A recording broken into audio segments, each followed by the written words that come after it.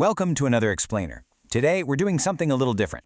We're taking a deeply personal text, The Alchemy of Letting Go, and translating its core lessons into a high ROI strategy, specifically for you, the busy executive who needs to fiercely protect their cognitive bandwidth. Now, I want you to ask yourself something. Have you ever woken up completely exhausted because of a failed project? You know that feeling, right? Where you let a heavy chest dictate your energy before your feet even hit the floor. Walking into a morning briefing already feeling like you're dragging chains. Honestly, we so often ignore the massive operational cost of carrying this kind of emotional weight into the office. So, to get to the bottom line of how you can clear this mental fog in just 1 hour, we're going to break down 5 crucial operational shifts: the hidden tax of resentment, diagnosing the cognitive bottleneck, the 1-hour mindset pivot, regaining your strategic vision, and finally, building the resilience protocol. All right, let's dive right into Section 1, the hidden tax of resentment. The source text perfectly captures the reality of waking up after a major project just collapses. It says it's like hope itself was sitting quietly in the corner refusing to speak. Man, that hits hard. Your mind just repeatedly reopens the wound. It turns a standard disappointment into this heavy, continuous emotional tax. And listen, this isn't just about feeling bad. It is a literal, profound drain on your executive function. You're trying to solve a problem that is already in the past, and it's exhausting you before your workday has even started.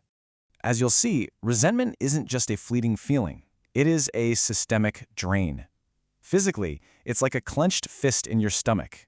Answering simple emails feels like moving through thick mud. Mentally, your thoughts are dragging chains.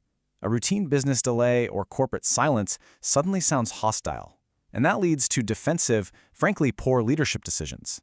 Inconveniences suddenly feel deeply personal. Moving to our second point, let's look at diagnosing the cognitive bottleneck. The source points out this really quiet but profound realization.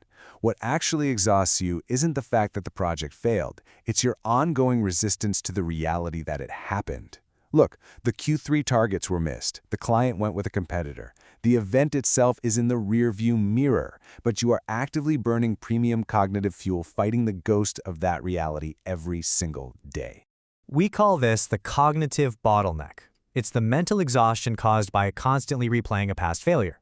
You are essentially dragging a heavy stone uphill every minute, which completely compromises your objective decision-making abilities. When your brain's processing power is hogged by past resentments, while there just isn't enough bandwidth left to process new, complex strategic data.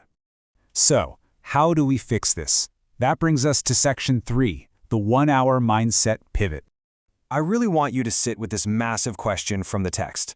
What if you simply put the stone down? It's a real game changer. We need to recognize that constantly gripping this resentment as proof you were wronged, it's actually a choice. In corporate culture, we kind of have this habit of wearing our battle scars like badges of honor, using our lingering anger as proof of our commitment. But gripping that stone, it isn't helping you lead. It's literally just exhausting your grip. You are no longer forced to hold it. Now, obviously, the pain and disappointment of a bad quarter or a failed launch are very real, but feeding the resentment, that is a choice you can reverse.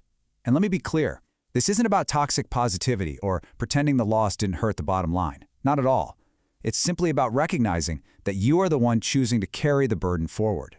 So here is the exact actionable framework the author used to pause this internal war. Step 1, open the clenched hand and stop the resistance. Step 2, release the stone into the stream. Step 3, just whisper, thank you for the lesson. I know, it sounds soft, but actually, scratch that. It's the ultimate executive pivot. You're extracting the crucial data from the failure, choosing gratitude for the strategic insight, and leaving the emotional baggage behind. Now let's look at the immediate ROI of this shift in Section 4, regaining your strategic vision. The source presents this brilliant dichotomy. Bitterness narrows your vision, while gratitude expands it. When you finally let go, your inner world softens, and suddenly you see opportunities you completely missed when your mind was hijacked by bitterness. Bitterness creates tunnel vision. You only see the threat, the blame, the lost account. Gratitude, though, it expands your peripheral vision. It allows you to spot the pivot, a new market trend, or even overlook talent right there on your team. And literally within an hour, the fog lifts. This leads to immediate tactical improvements. The narrator talks about suddenly being able to reply kindly to an ignored message, writing down a fresh idea for a totally dead project, physically opening the curtains, and realigning their posture by dropping that invisible armor. When you drop the defenses, your executive presence instantly improves. Disturbed water distorts everything it touches, but a calm mind reflects reality clearly. This poetic observation translates perfectly into a hardcore leadership principle. You absolutely cannot make sound strategic decisions if your mind is a disturbed, reactive surface. If your mental waters are choppy with resentment, every piece of data, every single email from a colleague, every market fluctuation is going to look distorted. Clarity of reflection is a non-negotiable requirement for high-level management. Finally, let's explore how to make this permanent in Section 5, Building the Resilience Protocol. Whenever a disappointment tightens your chest during the workday, I want you to pause and ask yourself one single question. What is one thing this moment is teaching me? That's it. It immediately intercepts the resentment reflex. The moment a deal falls through or a direct report makes a costly error, your default might be anger. But by asking this question, you force your brain out of the emotional center and right back into the analytical center. You instantly regain control. The source actually shares an old story about a monk carrying heavy buckets of water to illustrate neuroplasticity. Basically, choosing gratitude over resentment is a muscle. Over time and repetition, it carves a completely new, smooth neural pathway in the mind. Now, on day one of using this protocol, it's going to feel a bit clunky. Rough path, heavy buckets. But as an executive, you understand the power of compound interest, right?